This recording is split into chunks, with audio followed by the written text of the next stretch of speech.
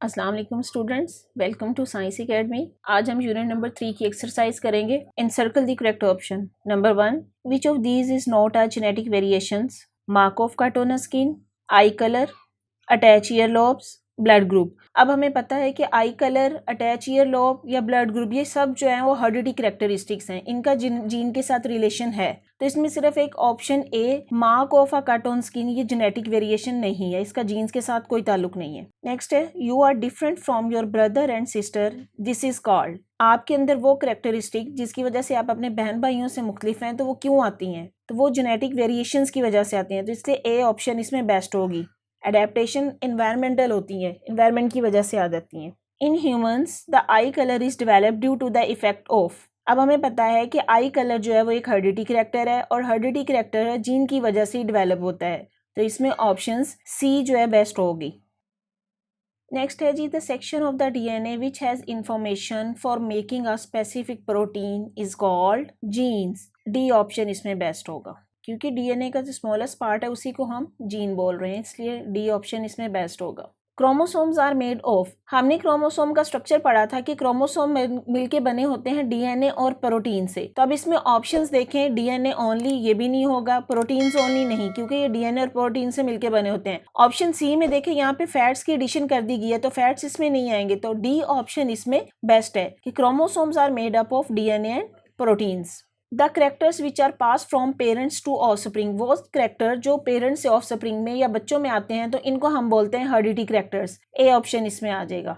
An event that occur during interphase. Interphase वो phase है जिसमें सेल अपने आप को प्रिपेयर करता है डिवीजन के लिए, और इसमें सबसे बेसिक इसका जो फिनोमिना इंटरफेस का होता है कि डुप्लीकेशन ऑफ क्रोमोसोम्स है, क्रोमोसोम डुप्लीकेट हो जाते हैं, तो यहाँ पे सी ऑप्शन बेस्ट ऑप्शन होगी, डुप्लीकेशन ऑफ क्रोमोसोम्स। नेक्स्ट है reduction of chromosome take place during mitosis में हमने पढ़ा था कि वहाँ पे क्रोमोसोम रिड्यूस नहीं होते, बल्कि वो उतने ही रहते हैं जितना कि पेरेंट सेल में थे, लेकिन मियोसिस ऐसा तरीका था जिसमें क्रोमोसोम रिड्यूस हो जाते हैं। अब हमें पता था कि मियोसिस की आगे से फर्दर 2 स्टेजेस हैं, एक को मियोटिक 1 डिवीजन कहते हैं और दूसरी को मियोटिक 2 डिवीजन कहते हैं, और हमने ये भी पढ़ा था कि मियोटिक 2 डिवीजन जो है वो माइटोसिस की तरह है, तो इसमें बेस्ट ऑप्शन मियोटिक 1 होगी, जहाँ पे रिडक्शन ऑफ क्रोमोसोम्स होती है, B option. In humans a sperm has 23 chromosome, egg cell has. अब स्पर्म सेल जो है वो हैप्लाइड होते हैं जिसमें 23 क्रोमोसोम है, तो एग में भी 23 क्रोमोसोम्स ही होंगे, तो ए ऑप्शन इसमें बेस्ट है। नेक्स्ट है जी zygote is formed by the fusion of. Zygote कैसे बनता है? स्पर्म और एग सेल के मिलने से जाइगोट बनता है, तो इसमें 2 स्पर्म सेल, दोनों स्पर्म सेल मिलके तो जाइगोट नहीं बनाएंगे, ना ही 2 एग सेल मिलके बनाएंगे। सोमैटिक सेल का तो इसमें कोई काम ही नहीं है, सोमैटिक का मतलब है नॉर्मल बॉडी सेल, तो डी ऑप्शन जिसमें sperm cells and egg cell ये दोनों मिलके जाइगोट बनाते हैं।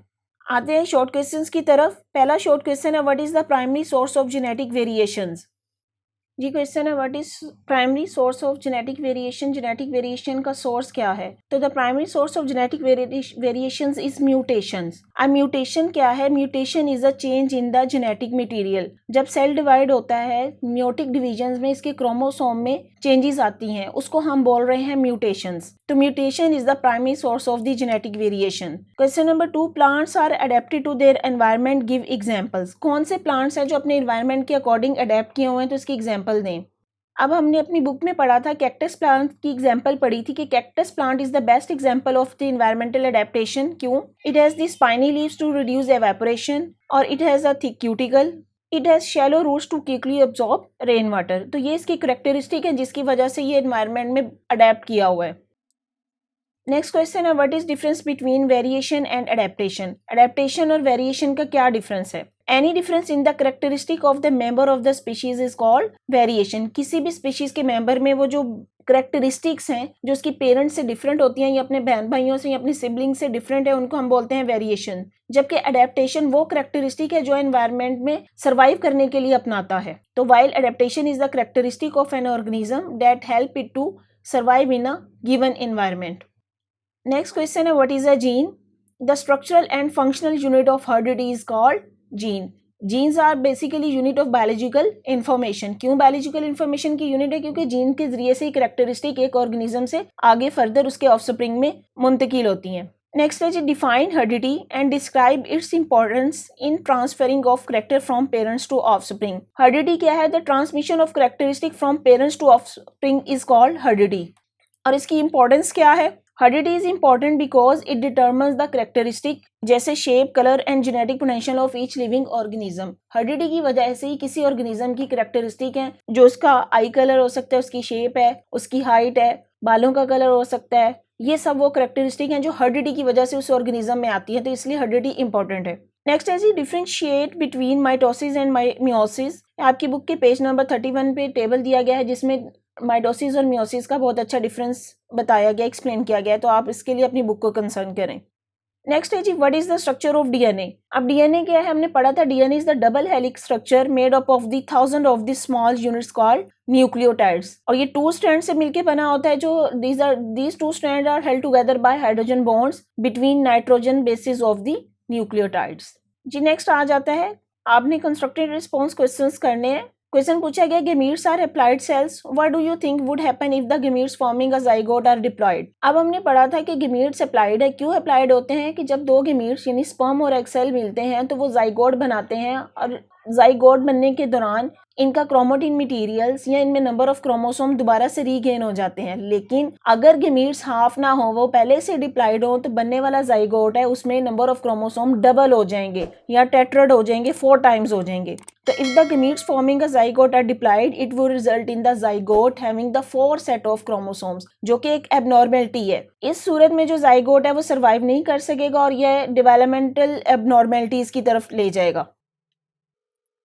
जी नेक्स्ट क्वेश्चन है an injury on a person's body need more and more cell for the repair of his body, what type of cell division do you think will provide more and more cell for the body. Question में पूछा गया है कि अगर किसी person को कोई injury हो जाती है, कोई चोट लग जाती है, कोई जख्म आ जाता है, तो कौन से बॉडी सेल्स हैं जो वहां पे डिवाइड होके उसको रिकवर करेंगे या उस स्किन को रिपेयर करेंगे। तो हमें पता है सेल डिवीजन में माइटोसिस इस काम के लिए रिस्पॉन्सिबल है कि mitosis is responsible for body development and repair. When an injury occurs, mitosis is activated to replace damaged or dead cell and ensure the repairing of the tissues or the cells of the skin।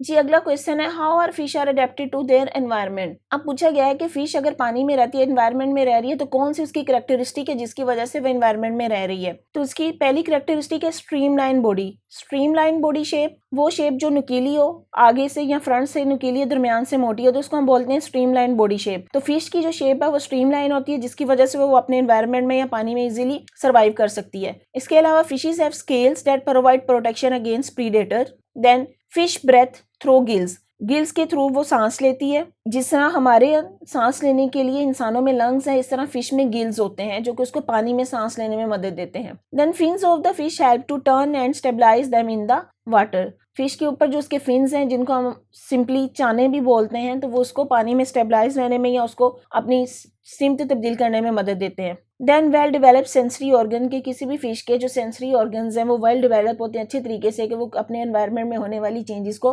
महसूस कर सकती है। अगला question है when you get a cut on your hand how it get heels. अगर आपकी skin पे या आपके हाथ पे कट लग जाता है तो ये जख्म कैसे भरता है। तो इसके लिए स्टेजेस हैं। सबसे पहली स्टेज क्या होती है, formation of a blood clot to stop bleeding, कि जहाँ पे भी कट लगा है सबसे पहले वहाँ पे ब्लड क्लॉट बनता है। Infected area becomes red warm and swollen, देखा होगा कि जहाँ पे भी चोट लगती है वहाँ पे वो इन्फेक्टेड एरिया रेड हो जाता है, थोड़ा सी इसमें स्वेलिंग हो जाती है। फिर क्या होता है, new blood vessels and tissue begin to form by mitosis, वहाँ पे माइटोसिस का अमल एक्टिवेट हो जाता है जिसकी वजह से न्यू सेल्स बनना शुरू हो जाते हैं। The new tissues mature and strengthen the skin, तो जिस तरह न्यू टिश्यूज बनते जाते हैं वो स्किन को वहाँ से रिकवर कर देते हैं। जी स्टूडेंट, बाकी सारे क्वेश्चंस मैं आपके साथ जो है डिस्कस कर चुकी हूँ।